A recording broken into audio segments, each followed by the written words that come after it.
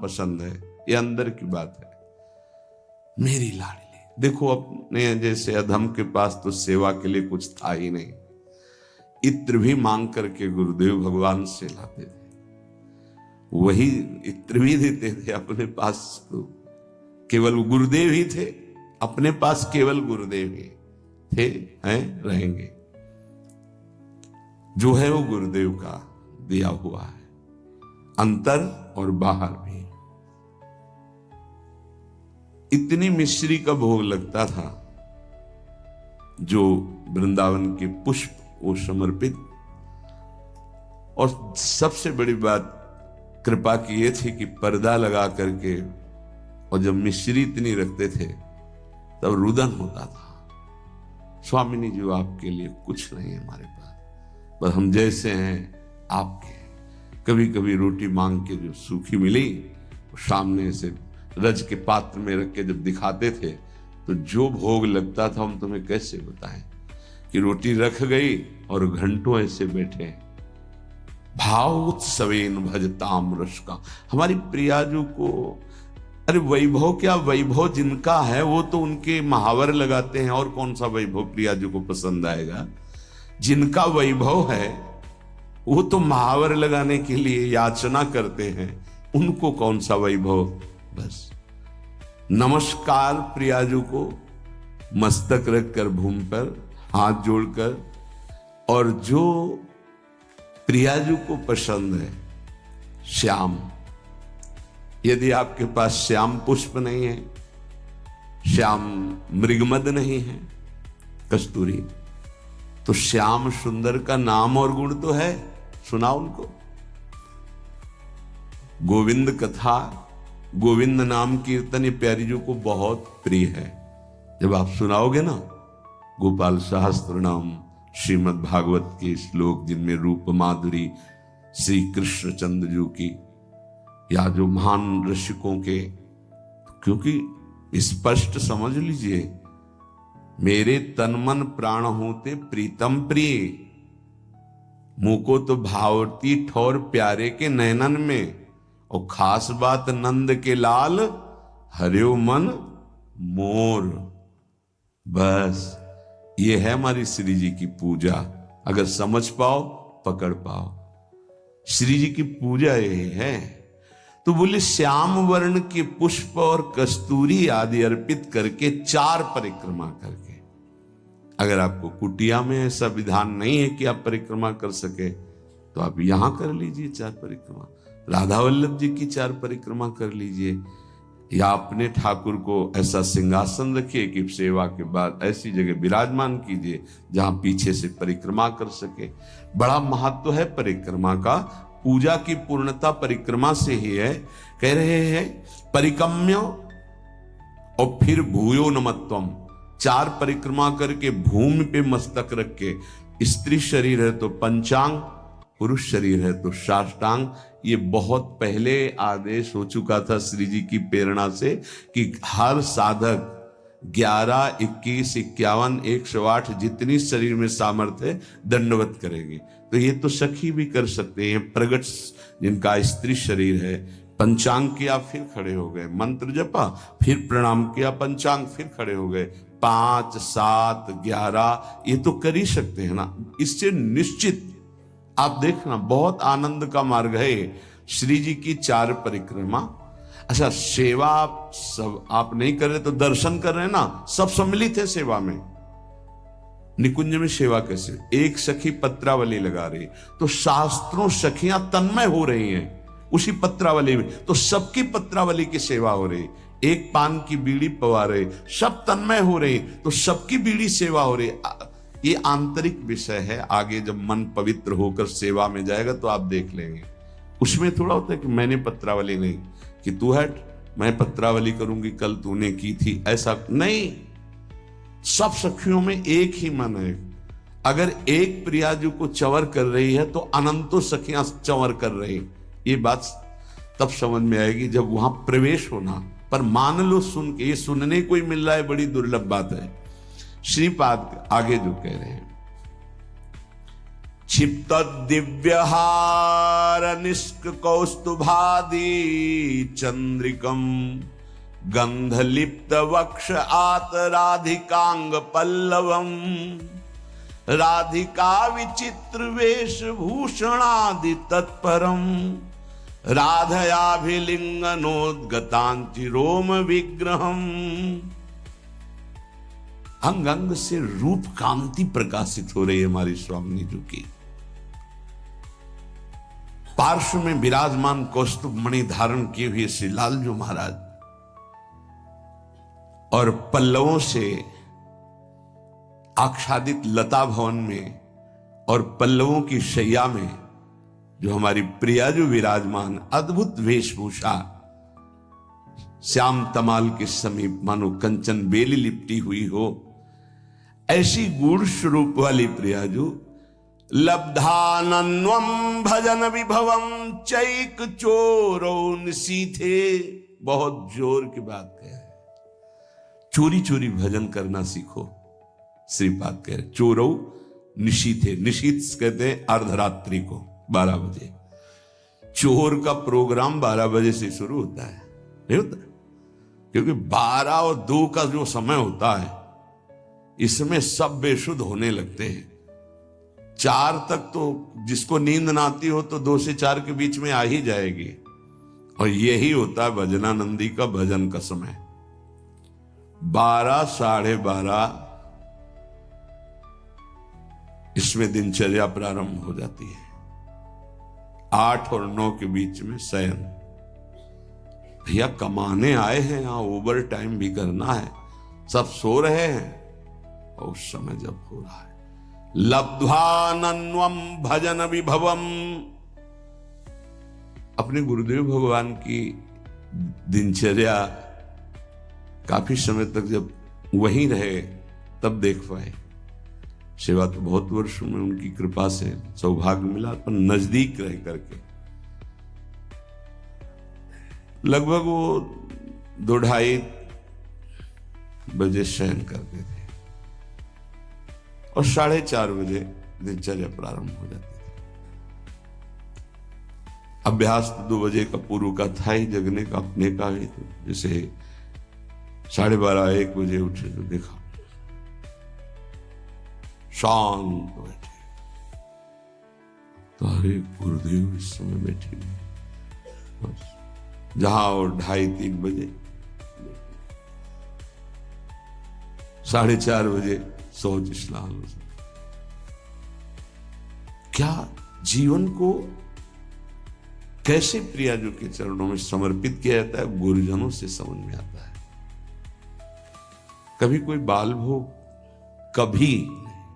कभी कोई ब्याहुला, कोई उत्सव, 20 वर्ष नहीं, ये सब यहां हो रहा है, वहां नहीं। दर्शन कोई गुरु जी की, श्री जी की नहीं, संभाषण नहीं, आंख उठा के देखना नहीं, ये पास रहकर। ये अब जो है ना, तो बरसंत में सहजाद्भुत सौख्य धारम, सहज में सुख वर्षा कर रहे हैं, देख रहे हैं, संभाषण कर रहे हैं, आरती कर रहे हैं, सब दर्शन कर सकते हैं, प्रवेश नहीं। आरती कर रहे हैं, सब दर्शन कर सकते हैं, प्रवेश नहीं।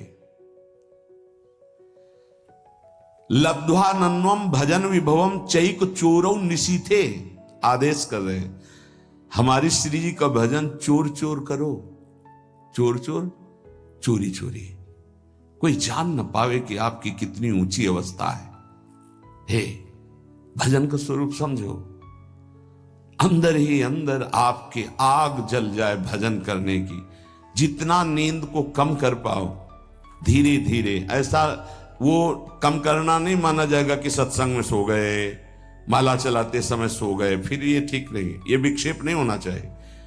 जिस समय से जगे तो बस जगे, फिर झपक नहीं आनी चाहिए, तब माना जाएगा कि आपका अभ्यास ठीक है। अब उधर तो आपने तोड़ दिया नींद अपनी, और इधर पूरी कर रहे हो, तो फायदा क्या हुआ तोड़ने का?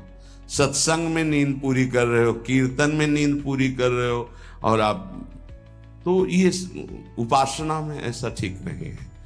उतना आप सोइए जिससे जगने के बाद फिर आपके झटके न लगने पावे। नहीं, ठीक राइट टाइम पे बिना किसी अलार्म के पूरे जीवन में उठने का स्वभाव बनाओ तो वैसे ही उठ जाओगे।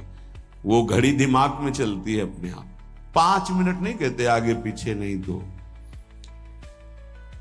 यदि आप इसी जन्म में उस महाप्रेम रस स्वामिनी को प्राप्त करना चाहते तो आधी रात को उठो निशी थे और चई को चोरो, चोर की तरह चुपचाप चुरा के भजन करो, जान न पावे कोई कि भजन का ऐसा तुम्हारा चल रहा है। तब आनंद आपके अंदर प्रकट होगा। विभवम भजन विभवम, भजन का वैभव प्रकट होगा। देखो ना कर, ऐसा तुम मान लो कि अब हमको परमार्थ में ही जीना है। दुख आवे सुख आवे, लाभ दिखाई दे हानि दिखाई दे, जैसे एक पतिव्रता अपने पति का वर्ण कर लेती तो स्वभाव का कैसा भी हो फिर निर्वाह करती है। बस ऐसा कुछ मानना होगा। हमें कोई आनंद नहीं मिल रहा, हमारे कोई विकार नष्ट नहीं हो रहे, हमें कोई लाभ नहीं दिखाई दे रहा, पर हम छोड़ नहीं सकते आपको। हम नरक जाएंगे ऐसे लक्षण है हमारे, पर हम आपको नहीं छोड़ पाएंगे। जीत गया। हमारी बात समझ लेना, अगर समझ पाओ तो। अगर ये बात हृदय में बैठ गई ना कि महारानी जी के सिवा हमारा निस्तार, हमारा कल्याण, हमारा परम हित अब और कहीं नहीं होना, क्योंकि हम किसी काबिल नहीं, अब हम महारानी जी को नहीं छोड़ सकते। बस इतनी बात हमें चाहिए। हम आपसे जितेंद्रिय हैं, मनोनिग्रही हैं, बने रहिए। हमारे यहां केवल अपनेपन की मांग है आपकी, और सब कुछ आप हो सकते हैं लेकिन अपनापन नहीं दे सकते। मात तात सुत दार देह में मति अरुज है मति मंदा, और हित किशोर को होए चकोर तू लख वृंदावन, सीधे लख वृंदावन चंदा।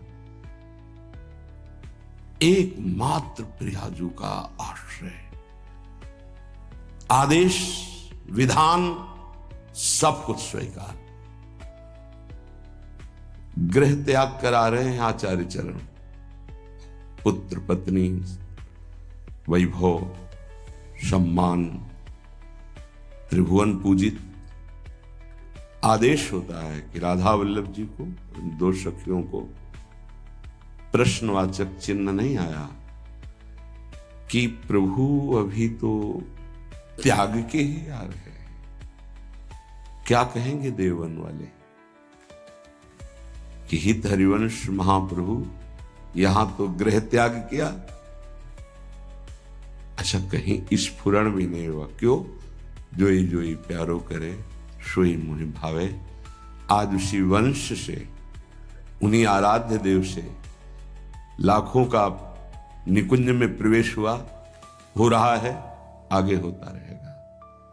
नित्यानंद महाप्रभु बाल्यावस्था से लंगोटी वाले परम बैरागी दिगंबर अवधूत, कैसी कैसी स्थितियां महाप्रभु चैतन्य देव ने आदेश किया,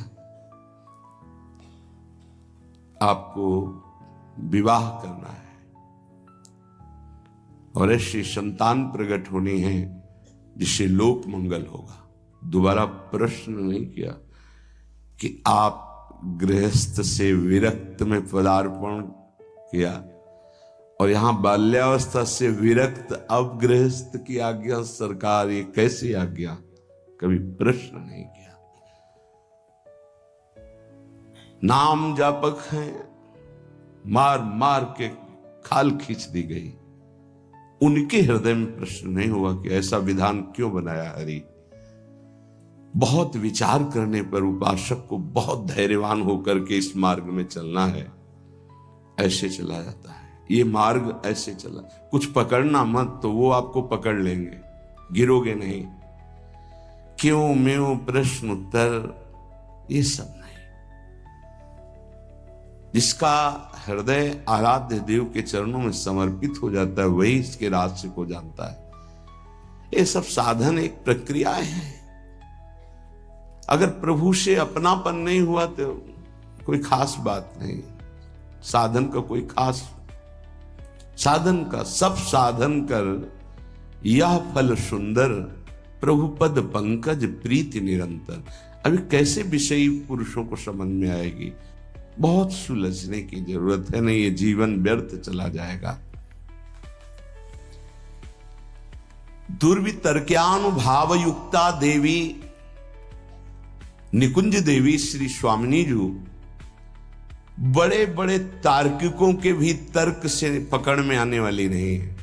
जैसे वेदांत दर्शन तर्क के द्वारा श्रद्धावान तर्क करे तो उसके द्वारा वो स्थापित होता है। कह रही यहां नहीं, यहां सीधे स्वीकृति करो मेरी महारानी श्री राधा रानी, तो आपके हृदय में बल प्रकट होगा। जाके बल में सबसों तोरी लोक रीति और वेद रीति दोनों से, जाके बल में सबसों तोरी लोक वेद और कुल कानी, लोक रीति वेद रीति कुल रीति, इन सब का त्याग करके रस रीति में प्रवेश पाया जाता है।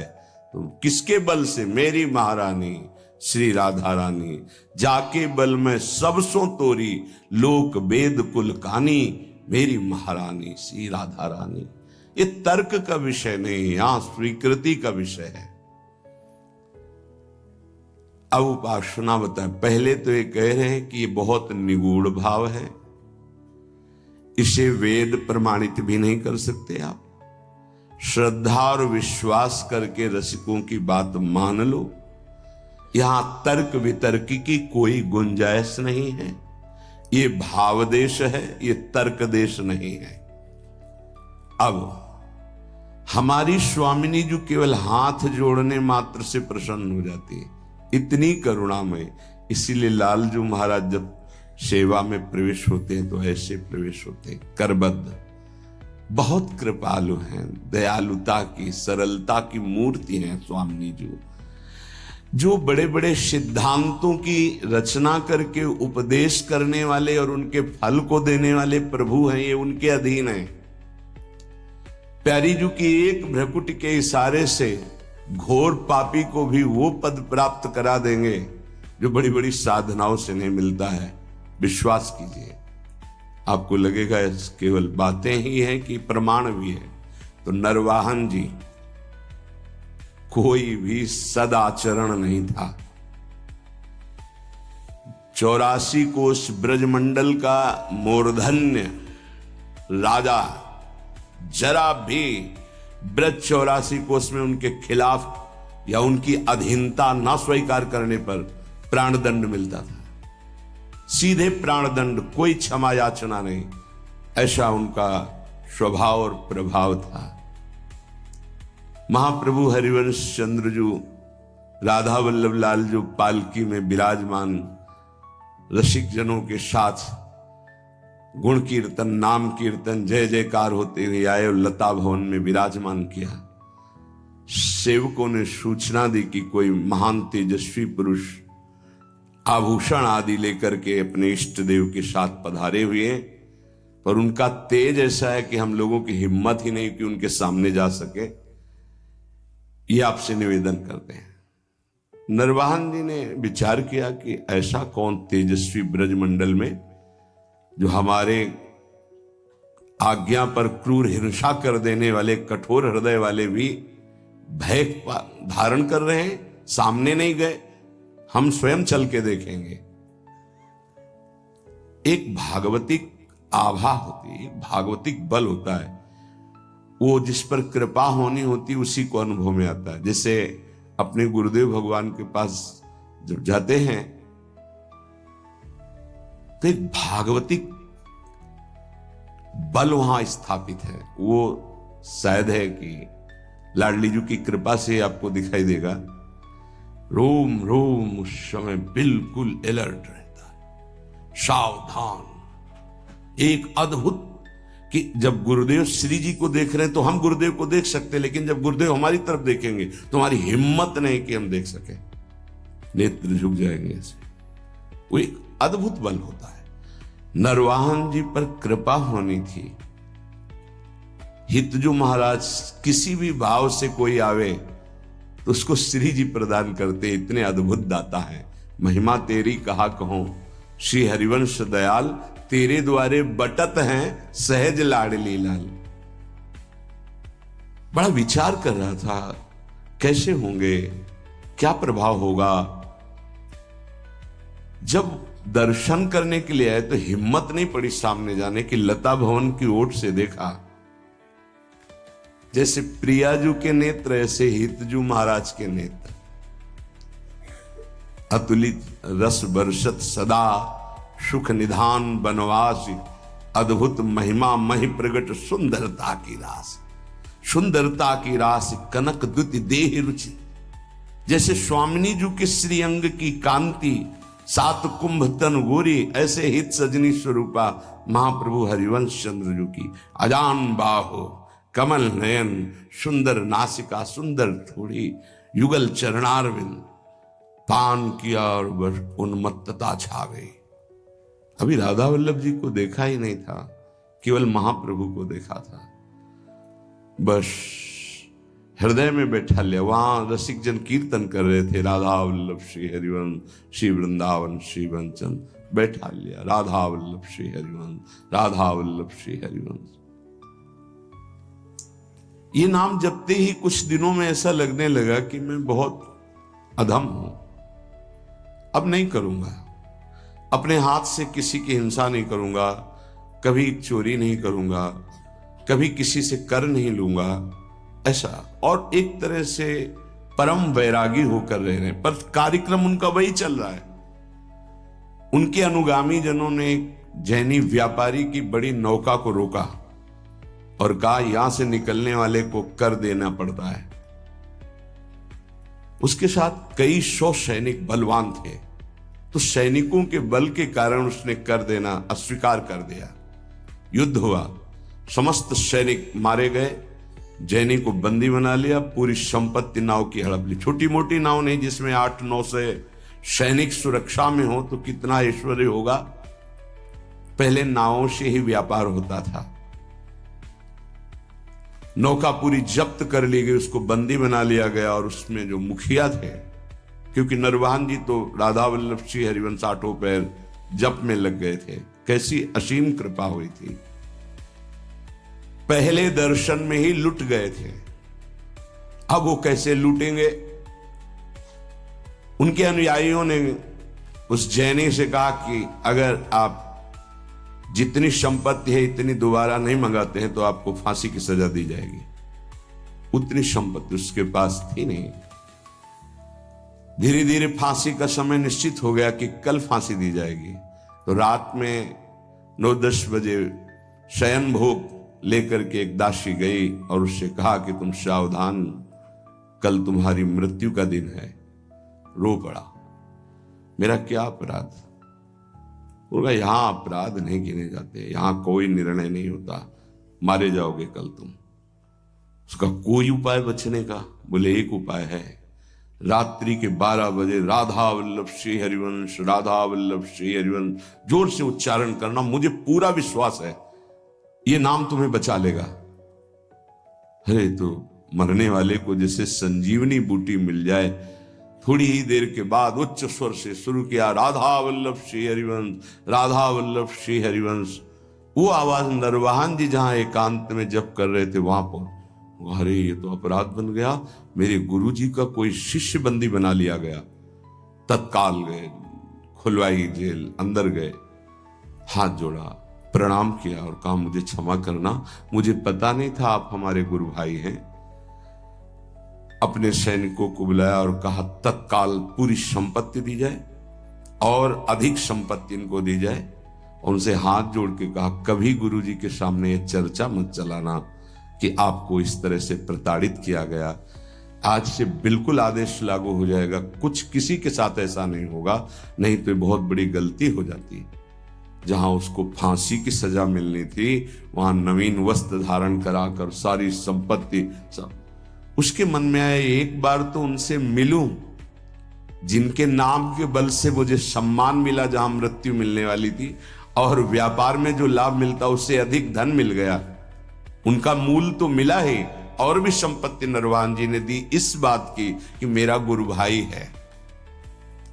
लता भवन में आए, पता लगा के महाप्रभु के दर्शन की और सारी संपत्ति भेंट की। महाप्रभु ने कहा नहीं, आप इसका प्रयोग स्वयं कीजिए और कहीं लगा दीजिए, हमारे राधा वल्लभ लाल लता भवन में विराजमान, हमें इतनी संपत्ति की जरूरत नहीं, पर आप देना क्यों चाहते हैं? तो उनका, आपके नाम के कारण मेरा जीवन बच गया। पूरी घटना बताई। तो मैं तो नहीं जानता नरवाहन कौन है। महाप्रभु को इतनी करुणा उदय हुई कि केवल राधा वल्लभ श्री हरिवंश नाम सुनकर ऐसा, बुलवाओ कहां है? अब नरवाहन जी को बुलाया गया तो कांपते हुए आए कि पता नहीं। अब उनके हृदय में तो था, मेरे गुरुदेव हरिवंश चंद्र, मेरे इष्ट राधा वल्लभ, पता नहीं गुरुदेव क्या दंड विधान करेंगे, क्योंकि गलती हो गई। जे भी सामने गए, महाप्रभु को देखकर रो पड़े। ऐसा सौंदर्य, ऐसी करुणा महाप्रभु के स्वरूप से चरणों में गिरे। महाप्रभु ने कहा, नरवाहन आज तुमने खरीद लिया मुझे। अब उनको आत्मबल प्राप्त हुआ। उनका, तुमने कभी हमसे दीक्षा नहीं ली, कभी ऐसा संग नहीं किया, केवल सुनने मात्र से। तो देखो, मैं तुम्हें अपने नित्य विहार का सर्वस्व प्रदान करता हूं, विलास रस और रास रस। 11वां पद विलास रस का है। मंजुल कल कुंज देश, राधा हरि विशद वेश, राका नव कुमुद बंधु शरद जामिनी, श्यामल दुति कनक अंग, बिहरत मिल एक संग। ये विलास का पद है। और 12वां पद, चल ही राधिके सुजान, तेरे हित सुख निधान, रास रच्यु श्याम तट कलिंद नंदिनी। इसके आखिरी में, नरवाहन प्रभु निहार, लोचन भरी घोष नारी, नक्सिक सौंदर्य काम दुख निकंदिनी। देख हमारे प्रिया प्रीतम कैसे है, जो अनंत जन्मों की साधनाओं से भी नहीं बनता, क्षण में महाप्रभु ने वो बात। हम ऐसे आचार्य की शरण में हैं जो करुणा समुद्र लाडली का साक्षात स्वरूप है। हमारी श्री जी और हमारी हित सजनी जो एक ही हैं। आप देखो, सिद्धांत विचार में ध्रुवदास जी कहते हैं, तहां श्रीजू के श्री मुख की बानी, श्रीजू के श्री मुख की बानी। हितजू को संबोधन करते, तहां श्री जी के श्रीमुख की बानी। ये गूढ़ विषय है। आचार्य कृपा करें, रसिक जन कृपा करें, तो घोर पापाचारी को भी नित्य विहार रस प्रदान कर दें। हमारी स्वामिनी जो बड़ी कृपालु है, हाथ जोड़कर नमस्कार करने मात्र से ही प्रसन्न हो जाने वाली प्रिया जो है। क्या करो? बोले, निकुंज देवी की सेवा विराजमान करो। निकुंज देवी प्रियाजू की सेवा। प्रियाजू ये नाम सेवा, राधा नाम सेवा, राधा वल्लभ रूप सेवा, ये प्रियाजू ही है।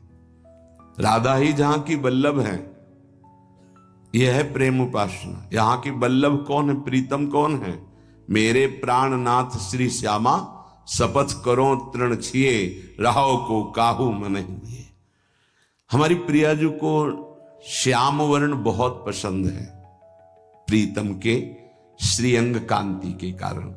तो श्रीपाद कह रहे हैं, यदि श्याम वर्ण का पुष्प और श्याम वर्ण की गंध का आलेप कस्तूरी प्रियजू को बहुत प्रिय है। श्याम वर्ण, श्यामा मयूरवैर परिचरो परिकम्य भूयो नमत्वम, कृत्वांजल्यानति सुविनयम दिव्य गंध प्रसूनई।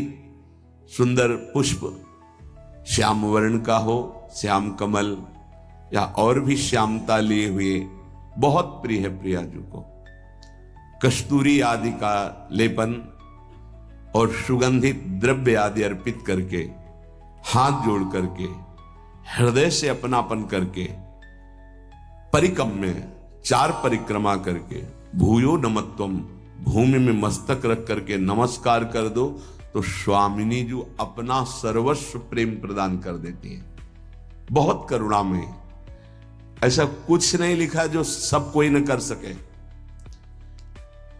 गृह में अपने स्वामिनी जी की सेवा विराजमान करो। राधा नाम, राधा वल्लभ रूप, गुरुदेव, आचार्य, ये सब स्वामिनी जी ही हैं। आचार्य भी स्वामिनी जो हैं, गुरुदेव भी स्वामिनी जो हैं। जैसे हित जो महाराज को सेवक जी कह रहे, मम स्वामिनी धनी, मेरी स्वामिनी, ऐसे ही आचार्य ही गुरुदेव हैं, तो गुरुदेव मम स्वामिनी, गुरुदेव मम स्वामिनी, आचार्य मम स्वामिनी, इष्ट मम स्वामिनी, कोई अंतर नहीं।